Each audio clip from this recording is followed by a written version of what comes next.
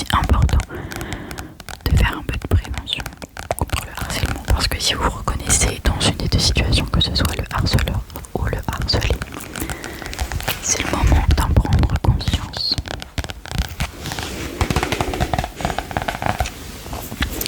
Comme toutes mes vidéos où je lis, je mets mes lunettes car je suis aveugle. Et petit disclaimer avant de commencer, je suis dyslexique. Donc si je me trompe de mots, si je galère dans mes phrases, enfin voilà quoi, vous savez ce que c'est la dyslexie, c'est normal. Donc j'ai choisi l'histoire de Marius, 11 ans, qui, sa problématique c'est mon frère, mon pire ennemi de l'univers. On vit tous les deux avec maman et on voit papa un week-end sur deux. Basile, mon frère, a 14 ans. Quand j'étais petit, il était sympa avec moi, mais depuis un an, c'est devenu vraiment la guerre, enfin plutôt un assassinat contre moi-même. Dès que j'ouvre la bouche, il me dit ta gueule, tu sers à rien, le nain de service. Quand il passe derrière moi, il fait exprès de donner un coup dans ma chaise, et quand je lui dis arrête, il m'imite comme si j'étais un gamin de 4 ans. Si j'ai une bonne note et que maman me félicite, il me regarde d'un air navré en disant alors l'intello à sa maman. Il est content, il va avoir un câlin pour son 16. Débile va. Lui, il est dans une filière professionnelle. Il veut faire horticulteur comme papa. Il est bon en pratique, mais il a pas de très bonnes notes en théorique. Il fait toujours exprès d'oublier de me faire un cadeau pour mon anniversaire et Noël, alors que moi, jamais. On est dans le même établissement, pas de chance. Et souvent il me répète dans la cour et il me vient me voir avec ses potes et il se frotte la tête hyper fort en disant ça va, passe partout. Heureusement que j'ai de bons copains, seulement il se foutrait de moi parce que quand il fait ça, ça me rend fou, donc je l'insulte. Mais un peu comme un bébé qui perd le contrôle et ça lui fait trop plaisir. Il ricane avec ses deux potes en disant regardez c'est drôle non, un nain qui s'excite. Et les autres ont l'air de trouver ça drôle. L'autre jour j'étais avec ma copine Jeanne et il a dit des trucs genre sexuels sur nous deux. J'étais tout rouge, j'avais envie de pleurer. J'allais me mettre à hurler, mais Jeanne a dit. Elle lui a dit, t'es toujours aussi violent avec les sixièmes. Sûr ça fait moins peur. Hein. Ça lui a pas plu, il est parti en ricanant jaune et depuis j'ai remarqué qu'il ne vient plus quand il y a Jeanne dans les parages. Mais bon, c'est rare qu'on soit en intercours ensemble. Quand il fait ça à la maison, maman lui dit d'arrêter. Et là, il me regarde et dit oh le pauvre chouchou à sa maman. Il va encore pleurer et il aura un gros câlin. Et à maman, il dit tu vois pas ce que tu es en train de faire, une chouchotte. Papa a bien raison. Là, elle lui dit souvent monte dans ta chambre, je n'ai pas vraiment besoin de tes conseils petit merdeux. Et il monte en claquant la porte. Sur le moment, ça me soulage, mais je me sens bien que je vais payer dès le lendemain. Des fois, de ma chambre, j'entends maman parler avec Basile. Elle lui dit tu fais vraiment de la peine à ton frère, tu sais. Et moi aussi, ça me fait beaucoup de peine. Et puis, j'en ai marre de ces cris tout le temps, de cette agressivité à chaque repas. Ça m'épuise. Ça se termine toujours par Basile qui monte dans sa chambre en disant de toute façon, il n'y en a que pour le nain dans cette maison. Vivement que je me tire. Je vous supporte plus tous les deux.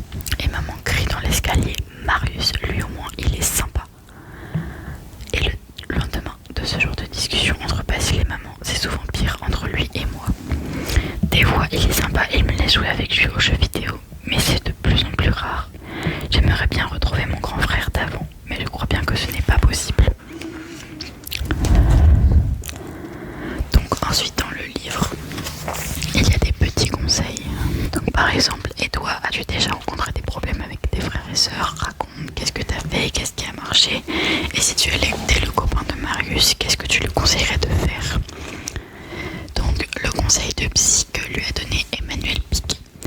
Ici encore, on voit bien que tout ce qui a été tenté consiste à dire à Basile d'arrêter. Et on a l'impression que non seulement ça ne fonctionne pas, mais ce n'est pas comme si ça l'énervait à chaque fois encore plus.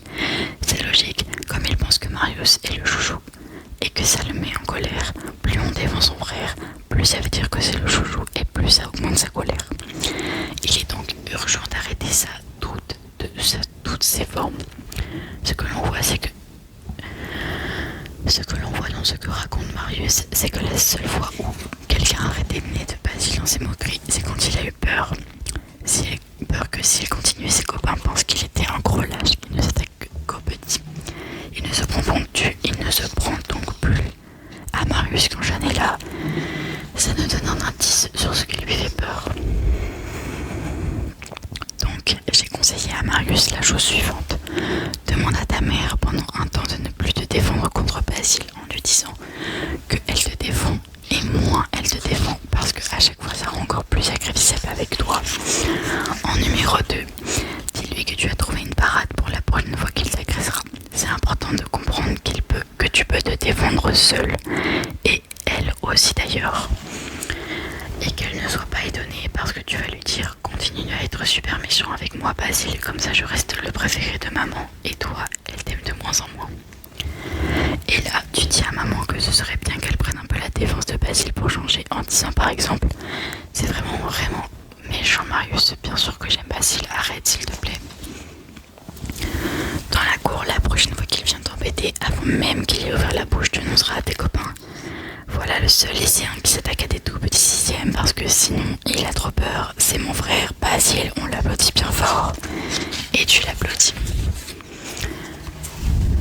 Ça serait mieux que tu l'aies prévenu tes copains.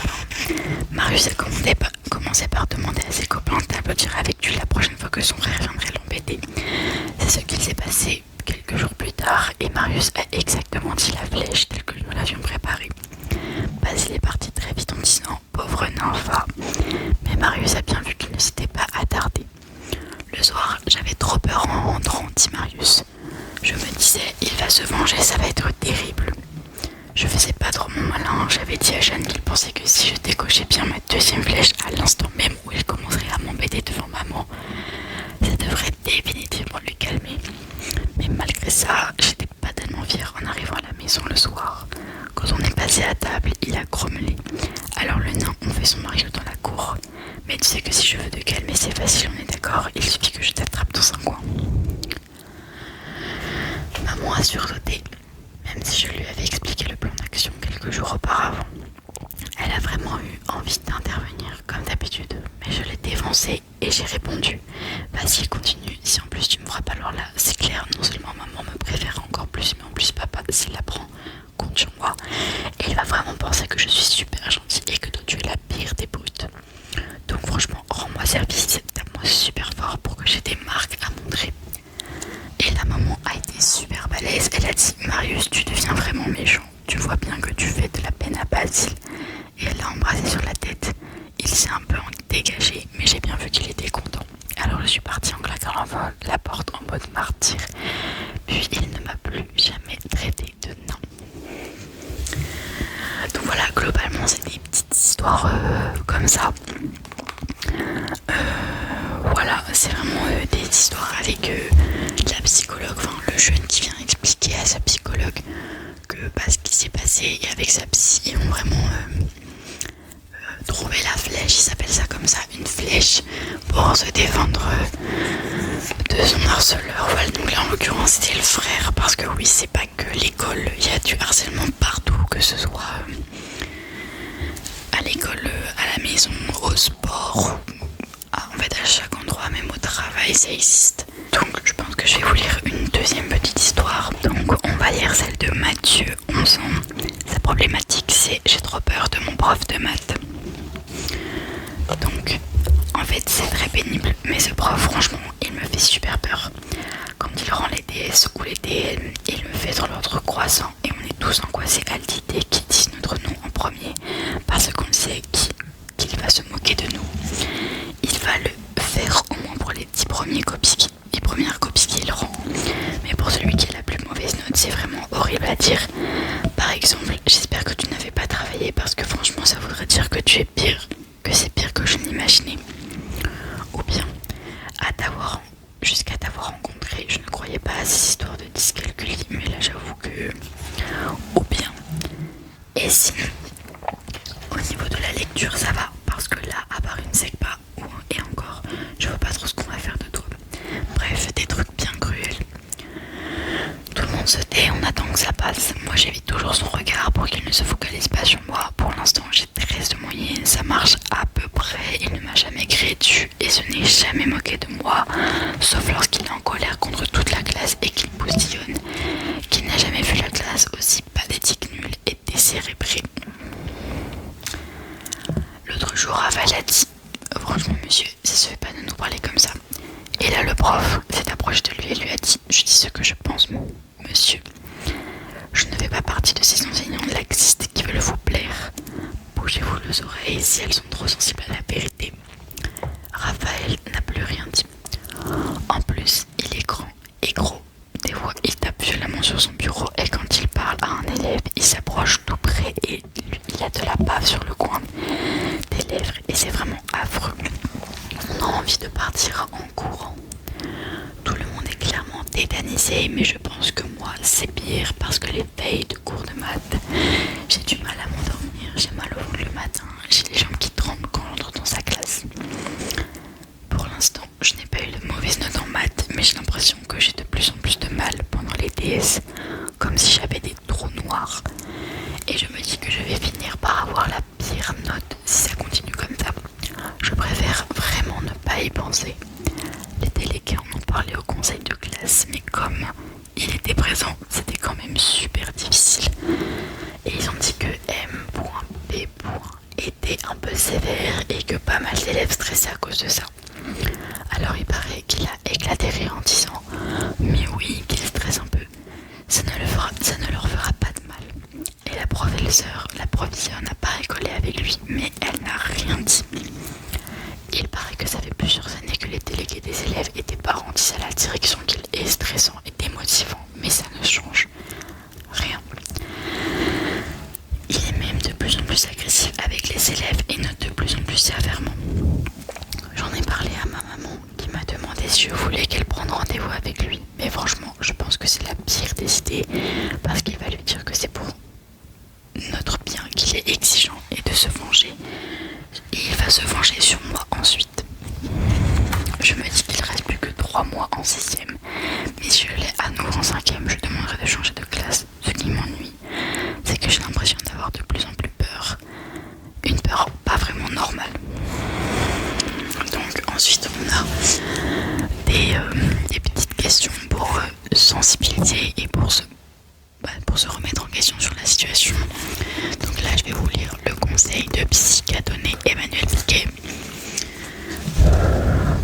Si tu fais le schéma synthétique, tu t'apercevras que pour l'instant, tout ce qu'on a demandé à ce prof, qui ressemble quand même un peu à un ogre, va dans un seul et même sens. Arrêtez d'être stressant et démotivant.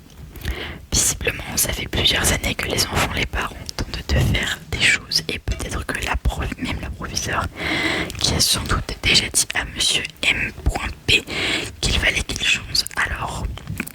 Or, cela n'a pas l'air de fonctionner du tout. Puis, on lui dit d'arrêter. Plus il prend ça pour de l'irrespect ou pour une incitation au je m'en foutiste. Un peu comme si on mettait de l'engrais sur sa colère, qui en conséquence grandit et le rend de plus en plus agressif. Donc, comme ça, fait longtemps que ça dure et que plusieurs messages de la part de différentes personnes qui ont déjà été envoyés, il a fallu que le 180 degrés que j'élabore pour Mathieu et sa classe soit vraiment très intense pour que ça change. Et franchement, il a fallu du courage et beaucoup de souplesse à toute la classe pour le mettre en œuvre. Je lui ai soumis l'idée suivante. Vous pourriez au début du prochain cours dire au prof que vous avez une annonce à faire de la part de toute la classe et faire la déclaration suivante. Monsieur, nous tenions à vous dire que nous avons pris conscience du fait qu'en étant le plus exigeant et le plus dur possible, vous nous préparez à la vie, la vraie, qui nous attend, bien plus que le fond des autres, puisque vous êtes le seul visiblement à avoir cet objectif. Il est absolument essentiel pour nous de rencontrer des enseignants qui nous préparent comme ça à la dureté de notre existence future. Nous voulions donc vous remercier et vous demander de bien vouloir continuer à nous dire à quel point nous sommes nuls et décevants à chaque fois que vous le jugerez nécessaire. Ça nous rend service. Merci. Ça paraît très bizarre, mais tu vois, d'une certaine manière, à partir de cette annonce, et il faut vraiment qu'elle soit faite sans aucune ironie, c'est le plus difficile.